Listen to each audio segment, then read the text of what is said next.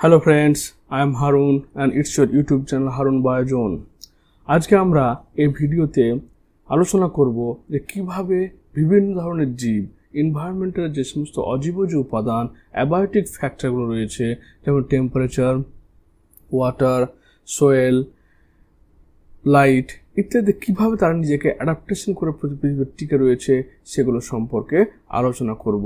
তো চলো আমরা এখানে আলোচনা করছি কনফর্মার সম্পর্কে, রেগুলেটর সম্পর্কে, হিবারনেশন, অ্যাস্টিভেশন, মাইগ্রেশন, সাসপেন্ডেড, এই সমস্ত ক্যারেক্টারিস্টিক্স ফিচার্স কেন হচ্ছে জীবের মধ্যে এবং তারা এগুলোর মাধ্যমে কিভাবে তোমার নিজের শারীরিক পরিবর্তনের মাধ্যমে বিভিন্ন হ্যারাস এনভায়রনমেন্টে সারভাইভ করছে সে ব্যাপারে আলোচনা করব।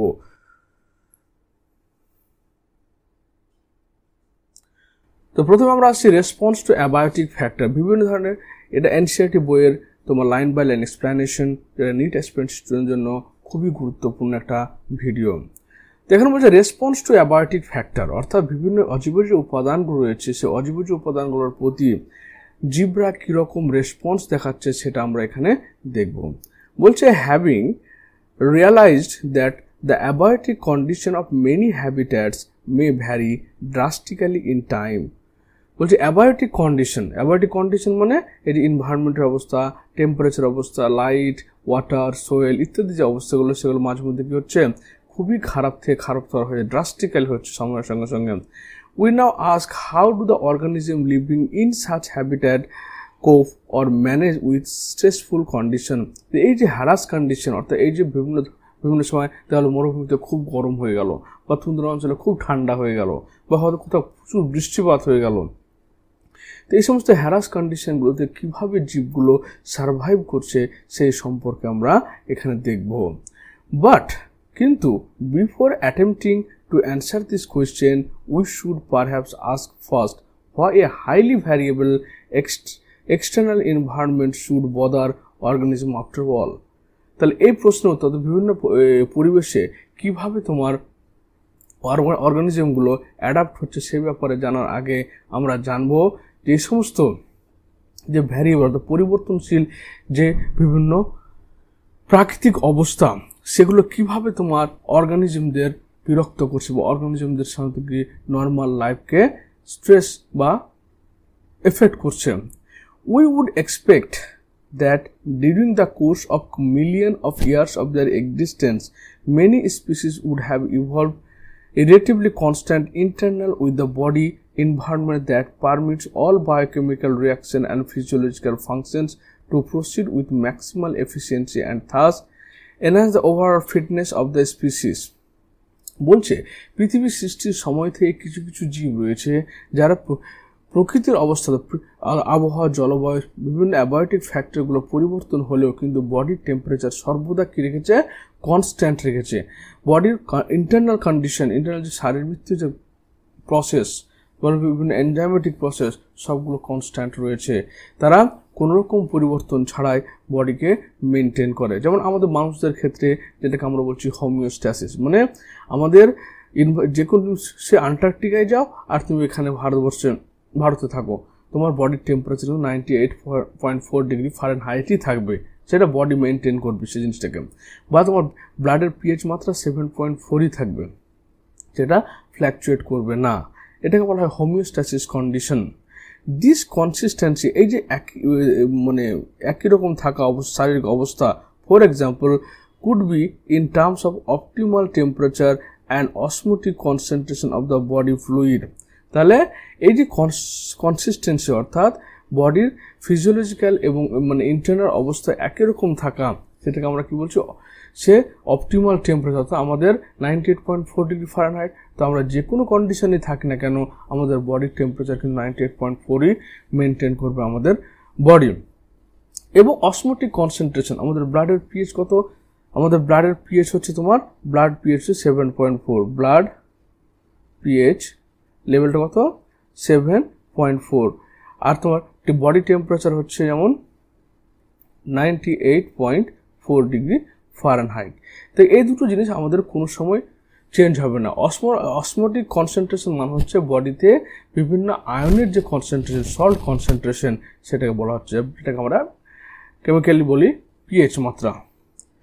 Ideally then the organism should try to maintain the constancy of its internal environment, a process we'll call homeostasis, despite varying external environmental conditions that tend to upset its homeostasis. তাহলে বাইরের যে পরিবেশ মানে যেমন মানুষের ক্ষেত্রে কি হচ্ছে, বাইরের পরিবেশ যতই ফ্ল্যাকচুয়েট করুক না কেন, গরম ঠান্ডা বা অন্য কন্ডিশন যতই হোক না কেন, আমাদের বডির ইন্টারনাল যে কন্ডিশন সেই কন্ডিশন অলওয়েজ সেম থাকবে, অলওয়েজ কনস্ট্যান্ট থাকবে। এই কনস্ট্যান্ট কন্ডিশনটাকে আমরা বলছি হোমিওস্ট্যাসিস। হোমিওস্ট্যাসিস যেটা আমরা এই গ্রাফের মধ্যে এই যে তোমার রেড কালার লাইনটা দেখতে পাচ্ছ, এই লাইনটা রিপ্রেজেন্ট করছে, অর্থাৎ এক্সটার্নাল লেভেল এবং ইন্টারনাল লেভেল। অর্থাৎ আমাদের বডির যে কন্ডিশন সেটা এক্সটার্নাল লেভেল কি হচ্ছে, এক্সটার্নাল লেভেল বা এক্সটার্নাল লেভেল বলতে বডির বাইরের যে প্রাকৃতিক অবস্থা তার পরিবর্তন হওয়া সত্ত্বেও কিন্তু আমাদের ইন্টারনাল লেভেলটা কনস্ট্যান্টলি সেম থাকছে। তাই যে সমস্ত অর্গানিজমগুলো এই ইন্টারনাল কনস্ট্যান্ট কন্ডিশনকে মেনটেন করছে তাদেরকে আমরা বলছি regulator. Let us take an analogy to clarify this important concept. Suppose a person is able to perform his or her best when the temperature is 25 degree centigrade.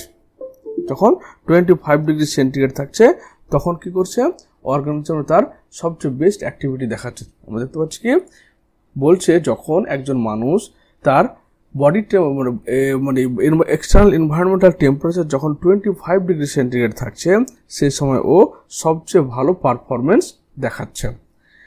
Even when it is scorchingly hot or freezing cold outside, মানে বলছে যখন 25 degree temperature বডির temperature maintain হচ্ছে কখন, যখন খুব বাইরের পরিবেশে খুব বেশি গরম বা ফ্রিজিং জমে যাওয়ার মতো টেম্পারেচার রয়েছে বাইরের দিকে, সেই সময় কিন্তু কি করছে, সে তার বডির কন্ডিশনটাকে মেনটেন করছে।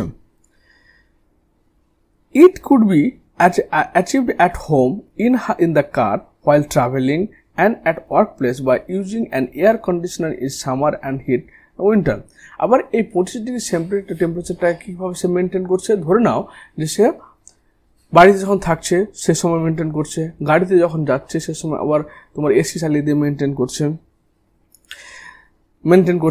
Then his or her performance would be always maximal regardless of weather around him or হার।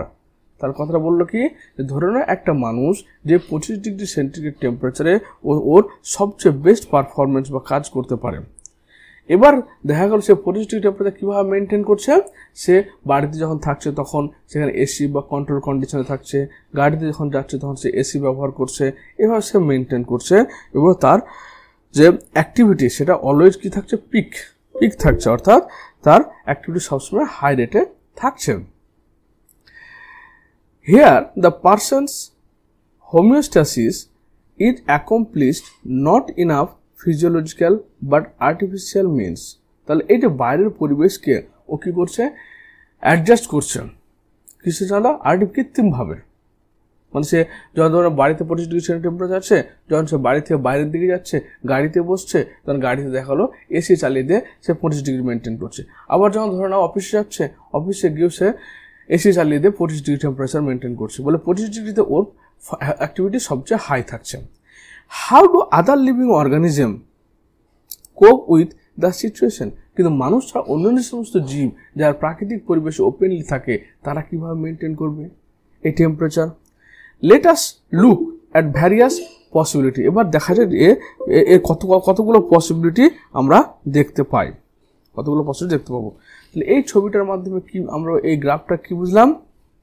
গ্রাফটা হচ্ছে যে যখন ধরে নাও এটা হচ্ছে কি ইন্টারনাল লেভেল, অর্থাৎ বডির ভিতরের যে আমাদের অবস্থা, সে পিএইচ মাত্রা হতে পারে, সে তোমার টেম্পারেচার হতে পারে, সেটা বোঝানো হচ্ছে ইন্টারনাল লেভেল দ্বারা। এক্সটার্নাল লেভেল মানে হচ্ছে যে বডির চারপাশে বাইরের দিকে যে পরিবেশের অবস্থা সেটাকে বলতে বোঝাচ্ছে কি তোমার এক্সটার্নাল লেভেল। এবার কথাটা হচ্ছে যে এই ইন্টারনাল লেভেল এবং এক্সটার্নাল লেভেলে, এবার ইন্টারনাল লেভেলে কি হচ্ছে দেখো, যখন আমাদের হোমিওস্ট্যাসিস কন্ডিশন থাকছে তখন বডির টেম্পারেচার পিএইচ একবারে ইকুয়াল। সে বাইরের টেম্পারেচার চেঞ্জ হোক বা বাইরের অসমোটিক ব্যালেন্স চেঞ্জ হোক, কিন্তু ওর ইন্টারনাল কন্ডিশন সবসময় সেম থাকছে, ওই জন্য এটা লম্বা লাইন, যেখানে এক্সটার্নাল লেভেল পরিবর্তন হওয়া সত্ত্বেও কিন্তু ইন্টারনাল লেভেল কোনো চেঞ্জ হয় না, তাদেরকে বলা হচ্ছে রেগুলেটর। এবার রেগুলেটর কারা? যেমন এক্সাম্পল হয়ে গেল মানুষের ক্ষেত্রে কি হয়, মানুষ বডির টেম্পারেচার এবং বডির পিএইচ কন্ডিশন সর্বদা সেম রাখে, তারা হচ্ছে হিউম্যান হচ্ছে রেগুলেটর। এবার কনফর্মার কারা? দেখো, যখন আমার এক্সটার্নাল এনভায়রনমেন্টাল কন্ডিশন চেঞ্জ হচ্ছে, অর্থাৎ হয়তো খুব ফ্রিজিং টেম্পারেচার হতে পারে বা স্কর্চিং হিট হতে পারে, তো যখন এক্সটার্নাল লেভেল চেঞ্জ হচ্ছে তখন ইন্টারনাল লেভেলটা কিন্তু পরিবেশের সঙ্গে সঙ্গে সমানভাবে পরিবর্তন হচ্ছে। অর্থাৎ বাইরের পরিবেশের পরিবর্তনের সঙ্গে সঙ্গে যখন যে সমস্ত প্রাণীদের ক্ষেত্রে ভিতরের এনভায়রনমেন্টাল কন্ডিশনটা চেঞ্জ হবে তাদেরকে বলা হচ্ছে কি কনফর্মার। যেমন আমাদের ফিশের ক্ষেত্রে বলতে পারো, এরা হচ্ছে কনফর্মার, তো বাইরের পরিবেশের সঙ্গে নিজের পরিবেশকে চেঞ্জ করবে, তারা হচ্ছে কনফর্মার। এবার পার্শিয়াল রেগুলেটর কারা? পার্শিয়াল রেগুলেটর মানে হচ্ছে এরা বাইরের পরিবেশের পরিবর্তনের সঙ্গে নিজের ভিতরের পরিবেশের পরিবর্তন করালো, এবং একটা লেভেল পর্যন্ত এই পরিবর্তনটা হলো, তারপরে আর পরিবর্তন হবে না, তখন আবার তোমার নর্মাল লেভেল পর্যন্ত থাকতে শুরু করবে। এটা হচ্ছে পার্শিয়াল রেগুলেটর। তো আশা করি বুঝতে পেরেছো হোমিওস্ট্যাসিস কন্ডিশন কি, কনফর্মার কি, রেগুলেটর কি, পার্শিয়াল রেগুলেটর কি, এগুলো বুঝতে পেরেছো। এবার নেক্সট যে কারা রেগুলেট করছে, তো আগেই বললাম কি যারা বাইরের পরিবেশের পরিবর্তনের সঙ্গে সঙ্গে নিজের ভিতরের অবস্থার কোনো পরিবর্তন করে না, তারাই হচ্ছে তোমার রেগুলেটর। সাম অর্গানিজম বলছে some organism are able to maintain homeostasis by physiological, sometimes behavioral also means which ensure constant body temperature, constant osmotic concentration. তাহলে কিছু কিছু প্রাণী রয়েছে যারা সর্বদা কি করছে, বাইরের পরিবেশের পরিবর্তন হওয়া সত্ত্বেও তারা বাইরের পরিবেশের সঙ্গে নিজেকে পরিবর্তন না করে তার বডির কন্ডিশনটাকে মেনটেন করে চলেছে, হোমিওস্ট্যাসিস কন্ডিশনটাকে মেনটেন করে চলেছে। সেগুলোকে আমরা কি বলছি, সেটাকে আমরা বলছি homeostasis condition. All birds and mammals, সমস্ত পাখি এবং স্তন্যপায়ীরা আর অ্যান্ড ভেরি ফিউয়ার ভার্টিব্রেট, কিছু কিছু ভার্টিব্রেট রয়েছে, কি রয়েছে, ভার্টিব্রেট রয়েছে। ভার্টিব্রেট বলতে যারা কি রয়েছে, যার মধ্যে নোটোকর্ডটা ভার্টিব্রাতে কনভার্ট হয়ে গেছে তারা, সেটা বলছে যে কিছু কিছু ভার্টিব্রেটের ক্ষেত্রে কি হচ্ছে, টেম্পারেচার সর্বদা চেঞ্জ হলে তারা এই হোমিওস্ট্যাসিস কন্ডিশনটাকে মেনটেন করছে। Invertebrate species are indeed capable of such regulation.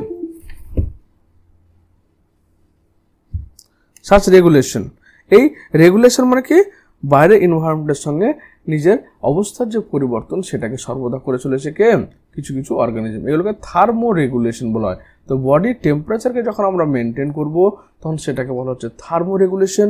And বডির অসমোটিক ব্যালেন্স বডিতে সোডিয়াম, ক্লোরিন, পটাশিয়াম ইত্যাদি সল্টের কনসেন্ট্রেশন যখন মেনটেন হবে তখন সেটাকে আমরা বলছি তোমার অসমো রেগুলেশন। তাহলে আমাদের মেন দুটো কাজ রেগুলেট করা হচ্ছে, একটা ব্লাডের পিএইচ মাত্রাকে রেগুলেট করা, আর একটা হচ্ছে আমাদের বডির টেম্পারেচারকে মেনটেন করা। কারণ এই দুটো জিনিসের উপর আমার বডির ফাংশন সম্পূর্ণরূপে নির্ভর করছে। তারা বলছে ইভলিউশনারি বায়োলজিস্ট বিলিভস দ্যাট, তারা বিশ্বাস করছে that the success of mammals is largely due to their ability to maintain constant body temperature and thrives whether they are live in Antarctica or Sahara Desert. তো বিজ্ঞানীরা বলছে যে ম্যামালসরা সবচেয়ে বেশি উন্নত এবং সবচেয়ে বেশি সারভাইভ কেন করছে, তারা সারভাইভ করছে কারণ যে সমস্ত প্রাণীরা পরিবেশের পরিবর্তনের সঙ্গে সঙ্গে নিজের ইন্টারনাল এনভায়রনমেন্টাল কন্ডিশনের পরিবর্তন ঘটাবে তাদের ক্ষেত্রে কিন্তু সারভাইভ করাটা অনেকটা কঠিন হয়ে দাঁড়াবে, কারণ তারা সবসময় ফ্ল্যাকচুয়েট হয়ে যাবে বডির টেম্পারেচারে। কিন্তু যখন বলছে যে বডির টেম্পারেচার এবং অসমোটিক ব্যালেন্স দুটোই কনস্ট্যান্ট থাকবে, সেই ক্ষেত্রে কি হচ্ছে তোমার, সেক্ষেত্রে অর্গানিজমটাকে সারভাইভ করাটা খুব সুবিধাজনক হবে বলে কি হচ্ছে ম্যামালস এবং বার্ডসরা প্রকৃতিতে বেশি ভালোভাবে টিকে থাকে। কেন? ওদের হোমিওস্ট্যাসিস কন্ডিশন ফিক্সড হওয়ার জন্য। Well, the mechanism is used by most mammals to regulate their body temperature are similar to the ones that human use. তাহলে বেশিরভাগ স্তন্যপায়ীরা তাদের বডির অসমোলারিটি বা অসমোটিক ব্যালেন্স এবং থার্মোরেগুলেশনটাকে মেনটেন করছে কিভাবে? তারা যেভাবে মানুষরা মেনটেন করে। We maintain a constant body temperature 37 degree centigrade. তাহলে আমাদের বডি টেম্পারেচার কত? 37 ডিগ্রি সেন্টিগ্রেড কনস্ট্যান্ট। এটা কোনো সময় চেঞ্জ হবে না। একমাত্র যখন আমাদের বডিতে ইনফেকশন হবে তখন বডি কী করবে? সেই ইনফেকশনকে মারার জন্য পাইরোজেন সিক্রেশন করবে এবং সেই পাইরোজেনের জন্য আমাদের কী হবে? আমাদের তোমার বডি টেম্পারেচারটা হাই হয়ে যাবে, যেটাকে আমরা ফিভার বলছি। When outside temperature is more than our body temperature, we sweat profusely. তাহলে কীভাবে মেনটেন হচ্ছে দেখো, আমাদের বডি টেম্পারেচার 37 ডিগ্রি সেন্টিগ্রেড। যখন দেখা গেল যে গ্রীষ্মকাল হচ্ছে, গরম পড়ছে, তখন বাইরের টেম্পারেচার অনেক হাই। অনেক হাই হওয়ার জন্য আমাদের বডি কী করবে? ঘাম ঝরাবে, ঘাম সিক্রেশন করবে, ঘাম ক্ষরণ করবে। এবার ঘাম যখন ক্ষরণ হবে তো বডির বাইরের সারফেস থেকে যখন ওয়াটারটা ইভাপোরেট হবে, বাষ্পীভূত বেরিয়ে যাবে, তখন বডির লিন তাপকে শোষণ করবে। বডির লিন তাপ শোষণ করার ফলে বডিটা আবার ঠান্ডা হয়ে যাবে। বলে বাইরের পরিবেশ গরম থাকলেও কিন্তু 37 ডিগ্রি সেন্টিগ্রেডটা মেনটেন হবে। The resulting evaporating cooling similar to what happened with the desert cooler in operation, bringing down the body temperature. In winter, when the temperature is lower than 37 degrees centigrade, we start to shiver, a kind of exercise which produce heat and raise the body temperature. এবার ধরো না খুব ঠান্ডা পড়েছে, তখন দেখবে যে আমাদের পেশিগুলো কাঁপতে থাকে ঠান্ডায়। এই কাঁপার মানে হচ্ছে এটা এক ধরনের এক্সারসাইজ হওয়ার ফলে কি হচ্ছে? তোমার এক্সারসাইজ হওয়ার ফলে সেখানে তোমার ব্লাড সার্কুলেশন বেশি হবে, রেসপিরেশন বেশি হবে। এবার রেসপিরেশন যখন বেশি হবে, বেশি করে কী হবে? তাপ উৎপন্ন হবে এবং সেই তাপের দ্বারা কি হচ্ছে? তোমার বডি টেম্পারেচার মেনটেন হবে। এবং এর সঙ্গে সঙ্গে আরও যখন বাইরের তাপমাত্রা বেড়ে যাবে তখন আমাদের হাইপোথ্যালামাস অ্যাক্টিভ হবে। অ্যাক্টিভ হওয়ার ফলে আমাদের ব্লাড ভেসেলগুলো কনস্ট্রিক্ট হবে, সংকুচিত হবে, যার ফলে ব্লাড হাই প্রেশারে ফ্লো হবে। হাই প্রেশারে ফ্লো হওয়ার ফলে ব্লাড কী করবে? ধমনীর অলের সঙ্গে ঘর্ষণটা বেশি হবে এবং ঘর্ষণ বেশি হলে তাপ বেশি উৎপন্ন হবে। তাপ বেশি উৎপন্ন হলে আমাদের বডি টেম্পারেচার আবার মেনটেন হবে। কিন্তু যখন গরমের সময় তখন কি হবে? আমাদের হাইপোথ্যালামাস থেকে মেসেজ আসবে, আসার ফলে কি ব্লাড ভেসেলগুলোকে ডায়ালেট করবে, অর্থাৎ প্রসারিত করবে, যার ফলে ব্লাডের মধ্যে ধমনী শিরার মধ্যে ব্লাড প্রেশারটা কম হবে, ঘর্ষণটা কম হবে, যখন তোমার বডি টেম্পারেচার নর্মাল থাকবে। Plants on the other hand do not have such mechanism to maintain internal temperature. কিন্তু উদ্ভিদের ক্ষেত্রে নিজের শরীরের ভিতরের টেম্পারেচার মেনটেন করার মতো কোনো মেকানিজম নেই। তাহলে তারা কি করে? তাহলে ম্যামালসরা হলো, বার্ডসরা হলো যারা এক্সটার্নাল এনভায়রনমেন্টাল কন্ডিশনকে তারা মেনটেন করছে, এই জন্য ওদেরকে বলা হচ্ছে রেগুলেটর। এবার আমরা আলোচনা করব কনফর্মার। কনফর্মার মানে কি? যারা হচ্ছে বাইরের পরিবেশের পরিবর্তনের সঙ্গে সঙ্গে ইন্টারনাল কন্ডিশনের পরিবর্তন ঘটায়, তারা হচ্ছে তোমার কনফর্মার। তো চলো দেখি। বলছে অ্যান ওভারওয়েলমিং মেজরিটি 99%, মানে পৃথিবীতে বার্ডস ম্যামালস বাদ দিয়ে বাকি যে 99% অর্গানিজম রয়েছে, animals and nearly all plants can not maintain a constant environment. তারা কি করে? তারা মেনটেন করতে পারে না। কি মেনটেন করতে পারে না? কনস্ট্যান্ট এনভায়রনমেন্টাল কন্ডিশনটাকে মেনটেন করতে পারে না। দেয়ার body temperature changes with the ambient temperature. Ambient মানে হচ্ছে কি? যে বাইরের যে টেম্পারেচারের পরিবর্তন হচ্ছে তার সঙ্গে সঙ্গে তাদের বডির ভিতরে টেম্পারেচারটা কিন্তু পরিবর্তন হচ্ছে, কারণ তারা কনস্ট্যান্ট জিনিস মেনটেন করতে পারে না, হোমোস্ট্যাসিস মেনটেন করতে পারে না। ইন অ্যাকোয়াটিক অ্যানিমাল, বিশেষ করে জলজ অ্যানিমালদের ক্ষেত্রে কি হচ্ছে দেখো, বলছে দ্য অসমোটিক কনসেন্ট্রেশন মানে বডির মধ্যে মিনারেলস বা আয়নের কনসেন্ট্রেশন মেনটেন করাকে বলছে osmotic concentration of the body fluid changes with that of ambient air water osmotic concentration. তাহলে এই যে অ্যাকোয়াটিক অ্যানিমালদের ক্ষেত্রে বডির ভিতরের যে সমস্ত যে তোমার অসমোটিক কনসেন্ট্রেশন, ব্যাপন চাপের যে পার্থক্য, ব্যাপন ঘনত্বের যে পার্থক্য, সেটা বাইরের পরিবেশের অসমোটিক প্রেসারের উপর, অসমোটিক কনসেন্ট্রেশনের উপর নির্ভর করে। These animals and plants are simply conformer. তাহলে কনফর্মার কারা? যারা হচ্ছে বাইরের পরিবেশের সঙ্গে মেনটেন করে নিজের বডির টেম্পারেচারকে যারা চেঞ্জ করলো তারা হচ্ছে তোমার কনফর্মার হলো। Considering the benefit of constant environment to the organism, we must ask why these conformers had not evolved to become regulator. তাহলে আমরা দেখতে পেলাম কি যে যারা রেগুলেটর তারা বডির হোমিওস্ট্যাসিস কন্ডিশন মেনটেন করছে এবং সেটাকে ওদেরকে অ্যাডভান্স প্লেস দিচ্ছে। তাহলে এটা এদের ক্ষেত্রে কেন হচ্ছে না? কনফর্মার কেন করতে পারে না? কনফর্মার কেন করতে পারছে না? Recall the human analogy we used above, much as the like, how many people can really afford an air conditioner?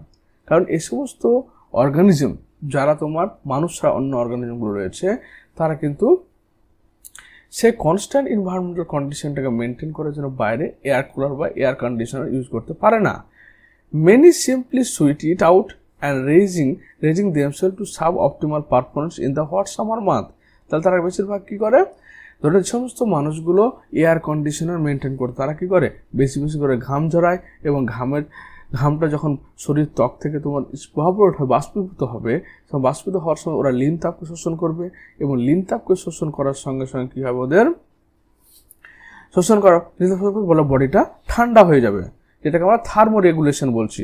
Thermo regulation is a energetically expensive for many organism, কিন্তু অনেক অর্গানিজমের ক্ষেত্রে এই বডি টেম্পারেচার মেনটেন করাটা অনেক বেশি energy খরচদায়ক হয়। This is particularly true for small animals like shrew and hummingbird. কিন্তু সবচেয়ে বেশি এই টেম্পারেচার মেনটেন করার ব্যাপারটা সবচেয়ে কষ্টদায়ক কাদের ক্ষেত্রে হচ্ছে? হামিংবার্ডের ক্ষেত্রে হচ্ছে এবং শ্রিউ ছোট অ্যানিমালদের ক্ষেত্রে। Heat loss or heat gain is a function of surface area. তাহলে এই যে হিট লস, কতটা তাপকে লস করবে বা কতটা তাপ গেইন করবে বডিতে, সেটা ডিপেন্ড করে সারফেসের অর্থাৎ বডির ক্ষেত্রফল এবং বডির ভলিউম রেশিওর উপর। যার বডির ভলিউম যত ছোট হবে তার সারফেস এরিয়া তত বেশি হবে। অর্থাৎ ভলিউম সারফেস এরিয়া পরস্পর ব্যস্তানুপাতিক। যত বডির ভলিউম কম হবে সারফেস এরিয়াটা বেশি হবে। সারফেস এরিয়া বেশি হলে বেশি তোমার তাপকে রিলিজ করবে। বলছে have a larger, since small animals have larger surface area related to their volume, then tend to loss body heat very fast when it is cold outside. তো যখন ছোট অ্যানিমালরা কী করছে, যখন বাইরের টেম্পারেচার অনেক কম থাকে, ঠান্ডা থাকছে, সেই ঠান্ডা পরিবেশে ওরা কী করছে? বেশি করে তোমার হিটকে রিলিজ করছে। কেন? স্মল অ্যানিমাল যারা ছোট যারা প্রাণী হচ্ছে তাদের ক্ষেত্রে বডির যে আয়তন, সে আয়তনের তুলনায় এদের ক্ষেত্রফলটা বেশি হচ্ছে। আর যত ক্ষেত্রফল বেশি হবে তত আয়তন কম হবে এবং তত বেশি পরিমাণে হিট রিলিজ করে তারা ঠান্ডা কন্ডিশনে নিজেকে মানিয়ে চলবে। Then they have to expend much energy to generate body heat through metabolism. তারপর তারা কী করে? তারা বডির মেটাবলিজমটাকে অনেক ফাস্ট করে দেয়, হাই করে দেয়, এবং হাই করার পরে তাদের বডিতে বেশি তাপ উৎপন্ন হয় বলে তারা কোল্ড এনভায়রনমেন্টে তোমার সারভাইভ করতে পারে। তারপর বলছে this is the main reason to generate body heat through this is the main reason why very small animals are rarely found in polar region। ওই জন্য পোলার রিজিয়নে কী হয়, যে সমস্ত ছোট অ্যানিমাল তাদের খুব কম পাওয়া যায়। কারণ যত ছোট অ্যানিমাল হবে সারফেস এরিয়া বেশি হবে, তত তার মধ্যে কি মেটাবলিজম রেট বেশি হবে, আর মেটাবলিজম রেট বেশি মানে বেশি এনার্জিকে লস করে দেবে, যার ফলে অ্যানিমালটা বেশি দিন সারভাইভ করতে পারবে না। তাই তারা যত ছোট অ্যানিমাল দেখবে তারা বেশিরভাগ ক্ষেত্রে হট রিজিয়নগুলোতে থাকে, যাতে ওদের মেটাবলিক সিস্টেমটা স্লো চলে, যাতে ওরা যে পরিমাণে খাবে সম্পূর্ণ তোমার বডি থার্মো রেগুলেশন করতে নষ্ট না হয়ে যায়। তাই ছোট অ্যানিমালরা থাকছে কোথায় পাওয়া যাচ্ছে? তাদেরকে বেশিরভাগ ক্ষেত্রে পাওয়া যাচ্ছে আমাদের হট রিজিয়নগুলোতে। কোল্ড রিজিয়নগুলোতে সমস্ত প্রাণী পাওয়া যায়, তাদের ভলিউমটা অনেক বড় হবে, যেমন পোলার বিয়ার। Some species have evolved the ability to regulate but only over a limited range of environment condition beyond which they simply conform। মানে এই সমস্ত কিছু কিছু স্পিসিস রয়েছে যারা প্রাকৃতিকভাবে এই পরিবেশের পরিবর্তনকে সহ্য করার মতো এবিলিটি তৈরি করে, কিন্তু তারা একটা নির্দিষ্ট মানে রেঞ্জ পর্যন্ত পরিবর্তনটাকে সহ্য করতে পারে, বেশি পরিমাণ সহ্য করতে পারবে না। If the stressful externals and the conditions are localized or remain only for a short duration, the organism has two other alternatives for survival. বলছে যে এই যে স্ট্রেস কন্ডিশন অর্থাৎ এই যে হ্যারাস কন্ডিশন বা যেটা হচ্ছে জীবদের জন্য খুব ক্ষতিকর, সেরকম কন্ডিশন যদি অ্যারাইজ করে খুব অল্প সময়ের জন্য, তাহলে প্রাণীরা আরও দুটো কন্ডিশন বা আরও দুটো প্রসেস তোমার বের করে তারা সারভাইভাল হওয়ার জন্য অর্থাৎ বেঁচে থাকার জন্য। তার মধ্যে একটা হচ্ছে মাইগ্রেট মানে হচ্ছে স্থান পরিবর্তন করা। ধরে নাও যে ধরেন রাজস্থানে নর্মাল গরম পরিবেশ, এবার যখন উইন্টার সিজন আসলো দেখা গেলো সেখানে ঠান্ডা পরিবেশ চলে আসলো। তো গরম পরিবেশে সমস্ত অ্যানিমালরা সারভাইভ করছিল, তারা আর ঠান্ডা পরিবেশ সারভাইভ করতে পারবে না, তখন সেখান থেকে উড়ে গিয়ে ওরা সাহারা ডেজার্টে চলে গেল। কেন? ওই সাহারা ডেজার্টে গিয়ে তুমি একই রকম এনভায়রনমেন্ট পাবে। আবার যখন রাজস্থানে যখন আবার গরমের সময় আসে তখন আবার তারা ব্যাক করে চলে আসলো। কেন? তারা এই যে এনভায়রনমেন্টের যে চেঞ্জেস সেই চেঞ্জেস সহ্য করতে না পেরে তারা এক জায়গা থেকে অন্য জায়গাতে মুভ করে। বলছে the organism can move away temporarily from the stressful habitat. Stressful habitat মানে যে টেম্পারেচার বা যে তোমার ওয়েদার কন্ডিশন তাদের জন্য সুইটেবল না, তাকে স্ট্রেসফুল হ্যাবিটেট বলা হয়। মোর হসপিটেবল মানে যেখানকার সুইটেবল এনভায়রনমেন্ট রয়েছে সেখানে তারা চলে যায়। আবার যখন স্ট্রেসফুল হ্যাবিটেট চলে যায় তখন আবার সেখানে আবার ফিরে আসে ওরা। In human analogy the strategy like a person moving from Delhi to Shimla for the duration of summer. যেমন ধরুন এটা গল্পটা কেমন হচ্ছে, ধরুন একজন মানুষ সে গরম সহ্য করতে পারে না, তো দিল্লিতে যখন গ্রীষ্মকাল আসলো তখন দিল্লি থেকে সে চলে গেল সিমলাতে ঠান্ডা পরিবেশ থাকবে।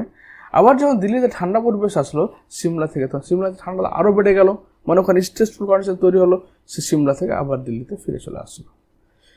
Many animals, particularly birds, during winter undertake long distance migration to more hospitable areas. তাহলে বিশেষ করে যারা তোমার পাখি তারা অনেক দূর পর্যন্ত তারা মাইগ্রেট করতে পারে, এবং মাইগ্রেট করে কত মোটামুটি ধরে নাও যেমন আর্কটিক টার্ন বলে একটা পাখি রয়েছে।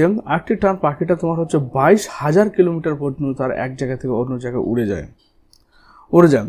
পৃথিবীতে প্রায় 1800 প্রজাতির মাইগ্রেটরি বার্ড পাওয়া যায়। তার মধ্যে যেমন হচ্ছে কি যাদের মধ্যে সোয়ালো, গোলাপি পদযুক্ত রাজহাঁস বিশেষ উল্লেখযোগ্য। তারা কি করে খাদ্যের সন্ধানে বা এটা হতে পারে যে ধরেন একটা জায়গাতে পাখিগুলো আছে, সেখানে একটা সময়ে খাবারের সংকট দেখা দিল এনভায়রনমেন্টাল চেঞ্জেসের জন্য, তো এবার সেই খাবারটা দেখা গেলো অন্য একটা দূরবর্তী একটা কোনো জায়গাতে তৈরি হচ্ছে, সেই সময়টাতে তারা এই জায়গাটা ত্যাগ করে ওই জায়গায় চলে গেল। ওখানে যাওয়ার খাবার শেষ হয়ে গেল, আবার ওখান থেকে আবার তোমার আগের জায়গাতে ব্যাক করে চলে আসলো। Every winter, the famous Keolado National Park, Bharatpur in Rajasthan, hosts thousands of migratory birds coming from Siberia and other extremely cold northern region. তাহলে সাইবেরিয়া যেখানে মোটামুটি রাশিয়ার সাইবেরিয়া যেখানে টেম্পারেচার মোটামুটি -50 ডিগ্রি সেন্টিগ্রেডের পরে চলে যায়, সে তাহলে ঠান্ডার সময় সেখানকার পরিবেশ খুবই খারাপ।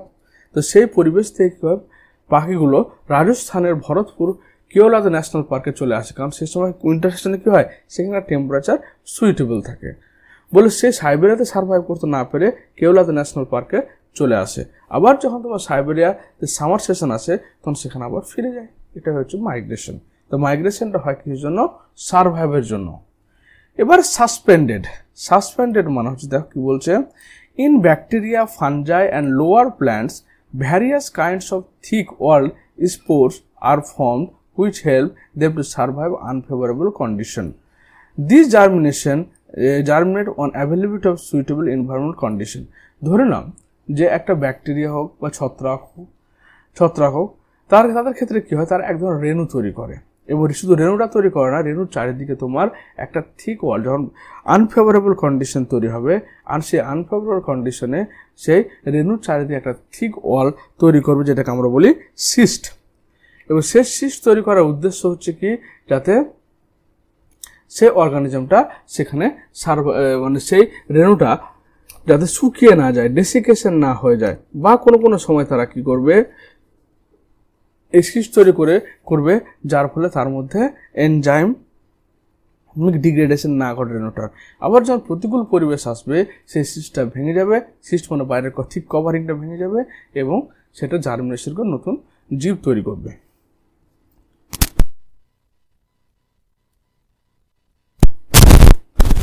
In higher plants, seeds and some other vegetative reproductive structure serves as means to the over period of stress beside helping in dispersal.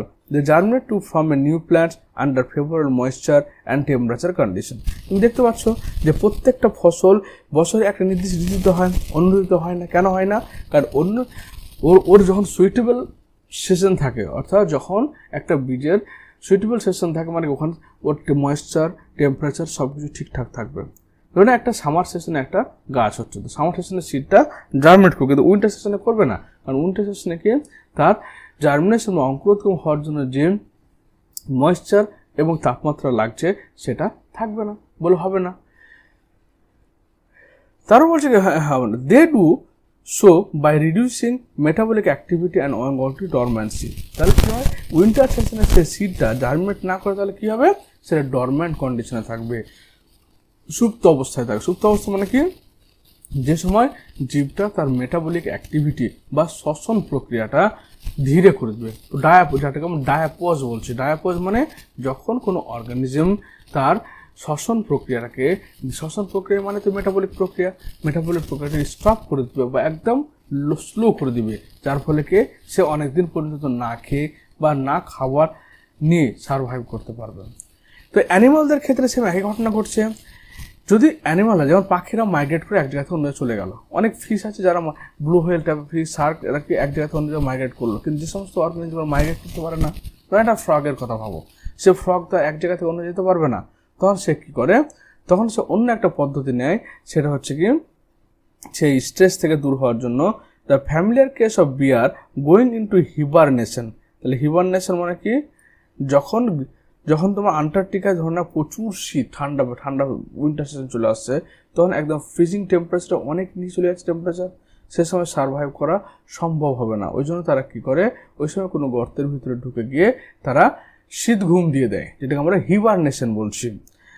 এবং এই হিবারনেশনের সময় তারা কী করে, তাদের মেটাবলিক অ্যাক্টিভিটি একদম স্লো করে দেয়, রেসপিরেটরি শ্বসন রেট একদম স্লো করে দেয়। তার ফলে কী হচ্ছে, ওরা কী করে আর মুভমেন্টটা করে না, মুভমেন্ট না করার জন্য ওদের এনার্জি লসও হয় না, আর তোমার ওরা অনেক দিন পর্যন্ত না খেয়ে সার্ভাইভ করতে পারে। সাম স্নেল, কিছু শামুক and fishes go into aestivation to avoid summer related problem or heat and desiccation. তাহলে অনেক মাছ রয়েছে এবং শামুক রয়েছে যারা মাটির তলায়, ধরে একটা পুকুরটা শুকিয়ে গেল, মানে জল আর নেই গ্রীষ্মকালে, তো সেখানকার মাছগুলো মরে যায় না। কিছু মাছগুলো কী করছে, তারাকে অ্যাস্টিভেশন পদ্ধতি চলে আসছে, অর্থাৎ সামার মাটির তলায় ঠান্ডা জায়গাতে অ্যাস্টিভেশন প্রসেস, অর্থাৎ মানে অ্যাস্টিভেশন বলতে সামার স্লিপকে বোঝাচ্ছে, অ্যাস্টিভেশন কন্ডিশনে চলে যায়। সেহেতু তার মেটাবলিক অ্যাক্টিভিটি প্রায় জিরোর কাছাকাছি করে দেয়, বলে তারা না খেয়েও মাটির তলায় অনেক দিন বেঁচে থাকে। আবার যখন বর্ষাকাল আসে তখন সেই মাটির তলা থেকে আবার ওরা বৃষ্টির জলে বাইরে বেরিয়ে আসে। আন্ডার আনফেভারেবল কন্ডিশন, যখন তোমার প্রতিকূল পরিবেশে অনেকগুলো জু প্ল্যাঙ্কটন রয়েছে ইন লেক, হ্রদে এবং পুকুরে আর নোন টু এন্টার ডায়াপোজ। তাহলে এখানে তিনটে টার্ম পেলে, একটা হলো হিবারনেশন, যেখানে কি ওটাকে উইন্টার স্লিপ বলছি আমরা, যখন অ্যাস্টিভেশন সামার স্লিপ বলছি, আবার ডায়াপজ মানে হচ্ছে যখন সে তার মেটাবলিক অ্যাক্টিভিটিকে একবার স্টপ করে দেবে, তখন পজ করে দেওয়া। ওকে, তো এবার তাহলে আমরা কি বললাম, হিবারনেশন এবং অ্যাস্টিভেশনের মধ্যে পার্থক্যটা ভালো ক্লিয়ার করে দাও। হিবারনেশন মানে উইন্টার স্লিপ, যখন শীতকালে অতিরিক্ত ঠান্ডা সহ্য করতে না পেরে প্রাণীরা করে। অ্যাস্টিভেশন মানে সামার স্লিপ, যে সমস্ত প্রাণীর অতিরিক্ত গরম সহ্য করতে পারে না তারা এটি দেখায়। তার কি হচ্ছে যে হিবারনেশনের ক্ষেত্রে state of inactivity or state that mainly visible in endotherms কারা হচ্ছে, এন্ডোথার্মস কোল্ড ব্লাডেড অ্যানিমাল, অর্থাৎ শীতল শোণিত রক্তযুক্ত প্রাণীগুলো হচ্ছে হিবারনেশন দেখায়, মানে ওদের রক্ত এমনিতে ঠান্ডা, এবার আরও বেশি ঠান্ডা পড়ে গেলে কী হবে, রক্ত আরও বেশি ঠান্ডা হয়ে ফ্রিজিং হয়ে যাওয়ার সম্ভাবনা থাকতে পারে বা আরও ক্ষতি হয়ে যেতে পারে, ওই জন্য তারা উইন্টার স্লিপে চলে যাচ্ছে। কিন্তু যারা তোমার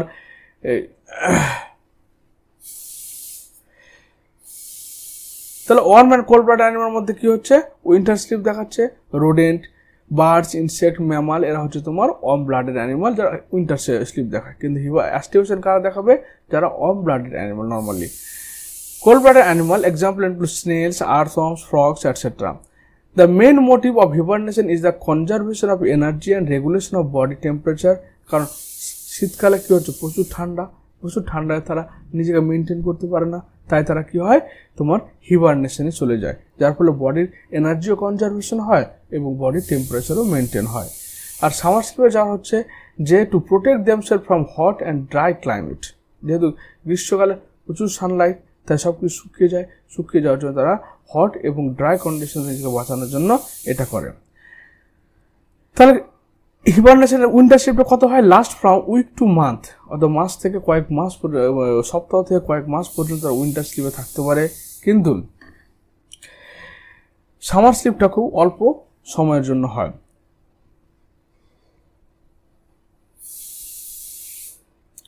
এরপর দেখা বলছে ম্যামালস ফ্রম কোল্ডার ক্লাইমেট। তাহলে এবার কাদের সম্পর্কে বলছি, এবার স্তন্যপায়ীদের সম্পর্কে বলছি।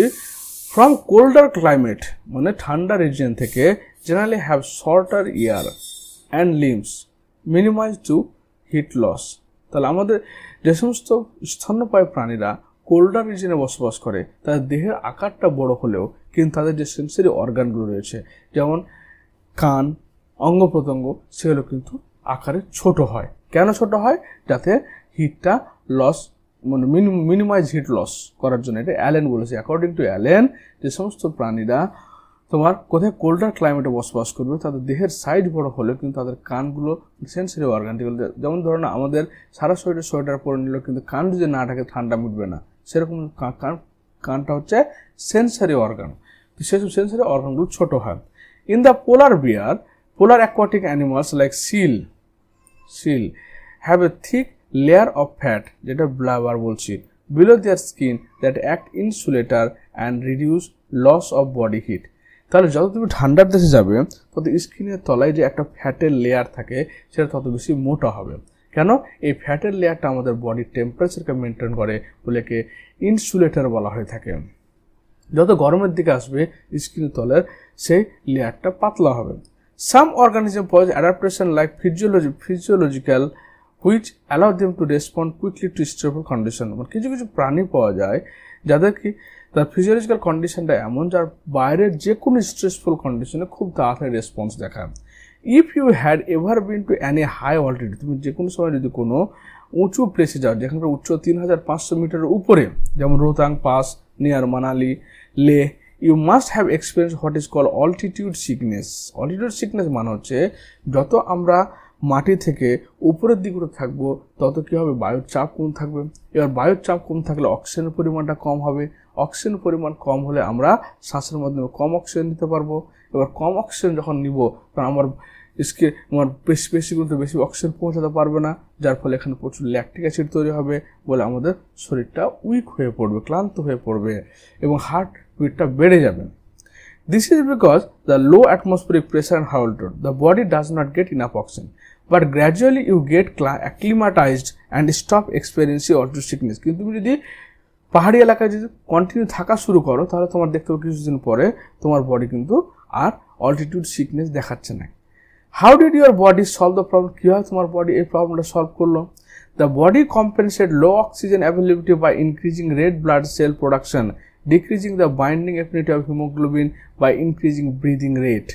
তাহলে কি হলো এখানে, যে ধরে নাও আমার বডিতে 100 ml অক্সিজেনের দরকার, ওকে, নর্মাল অবস্থায় কী হচ্ছে আমার 100 ml রক্ত, তো যখন নর্মাল প্লেনে থাকছি আমি দেখা হলো আমার 1 লাখ আরবিসি রয়েছে, 1 লাখ আরবিসি 100 ml অক্সিজেনকে আমার বডিতে পৌঁছেছে, ঠিক আছে। কিন্তু যখন আমি হায়ার অল্টিটিউডে উঠছি তখন দেখা গেলো অক্সিজেনের কনসেন্ট্রেশনটা অনেক কম, তাই 100 ml রক্ত আমাকে 100 ml অক্সিজেন নিতে গেলে বেশি বেশি আরবিসি প্রোডাকশন করতে হবে বডিকে। তবে কি করবে, 100 ml অক্সিজেন বা 2 লাখ পরিবহন করার জন্য 2 লাখ আরবিসির প্রয়োজন পড়লো। তার বডি কী করলো, সেই স্ট্রেসফুল কন্ডিশনে বেশি বেশি আরবিসি তৈরি করলো। তাহলে বেশি বেশি আরবিসি কী করলো, কম অক্সিজেনকে নিয়ে শরীরের বিভিন্ন কোষে কোষে পৌঁছাবে। মেনি ট্রাইবস, অনেক আদিবাসী রয়েছে, lives in a high altitude of Himalaya, যারা তা হিমালয় সে উঁচু উঁচু পাহাড়ে অবস্থান করে। Find out if they normally have higher red blood cell count or total haemoglobin than people living in the plains. তাহলে যারা তোমার হিমালয়ের মতো পাহাড়ি এলাকায় বসবাস করে তাদেরকে যদি লক্ষ্য করা যায়, দেখতে হবে তাদের ব্লাড মানে হিমাটোক্রিট ভ্যালু অর্থাৎ আরবিসির যে কাউন্ট সেটা আমাদের নর্মাল প্লেনের থেকে অনেকটাই বেশি। এবার দেখো কিছু কিছু অ্যানিমালের ক্ষেত্রে অ্যাডাপ্টেশনটা কীভাবে হচ্ছে দেখো। In most animal the metabolic reaction and hence all the physiological function proceed optimally in a narrow temperature ranges. In human 37 degrees centigrade. But there are microbes, archaebacteria that flourish in hot spring and deep sea hydrothermal vents where temperature 100 degrees centigrade. How is possible? বলছে বেশিরভাগ ক্ষেত্রে অ্যানিমালদের যে metabolic activity সেটা একটা narrow range টেম্পারেচারে হয়ে থাকে, অর্থাৎ অল্প তাপমাত্রার মধ্যে হয়। কিন্তু কিছু কিছু অর্গানিজম রয়েছে যেমন আর্কিওব্যাকটেরিয়া, যে ওরা কী করছে, ওরা তোমার স্প্রিং মানে হট স্প্রিং যেখানে উষ্ণ প্রস্রবণ হচ্ছে বা সমুদ্রের তলায় যেখানে তোমার উষ্ণ জল বেরোচ্ছে, হাইড্রোথার্মাল ভেন্ট রয়েছে, সে সমস্ত এখানে 100 ডিগ্রি সেন্টিগ্রেড টেম্পারেচার সেখানে সার্ভাইভ করছে। কীভাবে তারা সার্ভাইভ করছে, তাদের জন্য তার ফিজিক্যাল মডিফিকেশন হয়েছে। যেমন আর্কিওব্যাকটেরিয়ার ক্ষেত্রে ওদের যদি তুমি কোষ পর্দা দেখো, তার কোষ পর্দায় ইথার বন্ড পাওয়া যাবে, যেখানে আমাদের নর্মাল প্রাণীদের কোষ পর্দায় এস্টার বন্ড পাওয়া যাচ্ছে। ক্লিয়ার? তারপর ওদের ডিএনএকে যদি দেখো, ওদের ডিএনএটা হচ্ছে কি লেফট হ্যান্ডেড, কিন্তু আমাদের নর্মাল ডিএনএ হচ্ছে রাইট হ্যান্ডেড। এই সমস্ত স্ট্রাকচারগুলো ওদেরকে মোর স্টেবিলিটি দেয়। Many fish thrives in Antarctica waters where the temperature is always below zero. How do they manage to prevent their body fluid from freezing? তাহলে এখানে আরেকটা কোয়েশ্চেন হচ্ছে যে সমস্ত অ্যানিমালগুলো আন্টার্কটিকার মতো ঠান্ডা জায়গাতে জলে বসবাস করে, সেখানে তো ফ্রিজিং টেম্পারেচারের নিচে টেম্পারেচার কন্ডিশন, তো তারা কীভাবে সার্ভাইভ করছে? কারণ তাদের বডিতে এক হচ্ছে কি ফ্যাটের লেভেলটা অনেক বেশি থাকছে, বডিটাতে ফ্যাট থাকছে, থার্মো রেগুলেট করছে বা ইনসুলেটর হিসেবে কাজ করছে। দ্বিতীয় হচ্ছে ওই সমস্ত অর্গানিজমদের বডিতে অ্যান্টিফ্রিজ টাইপের এক ধরনের প্রোটিন থাকছে, যেটা ওদের ব্লাডকে জমতে দিতে বাধা দিচ্ছে। A large variety of marine invertebrate and fish live a great depth in the ocean where the pressure could be 100 times the normal atmospheric pressure that are experienced. How do they live under such high pressure and they have an special enzyme? তাহলে বলছে এখানে যে সমস্ত প্রাণীরা পৃথিবীর সমুদ্রের মোটামুটি 5000 মিটারের নিচে অবস্থান করছে, যেখানে অন্ধকার জগৎ রয়েছে, যেখানে তোমার মানে ওয়াটারের প্রেশারটা অনেক হাই, সেখানে তারা কীভাবে সার্ভাইভ করছে। তো এটা মনে রাখতে হবে যে সার্ভাইভ করার জন্য তাদের স্পেশাল অ্যাডাপ্টেশন হয়েছে, তাদের বডির সাইজগুলো খুব পাতলা হবে, তাদের করে কি প্রেশারটা কম ফিল হয়, তাদের কিছু অ্যান্টি প্রেশার হরমোন বা এনজাইম তৈরি হবে যেগুলো হাই প্রেশারেও কাজ করতে পারে। Organism living in such extreme environment show a fascinating array of biochemical production.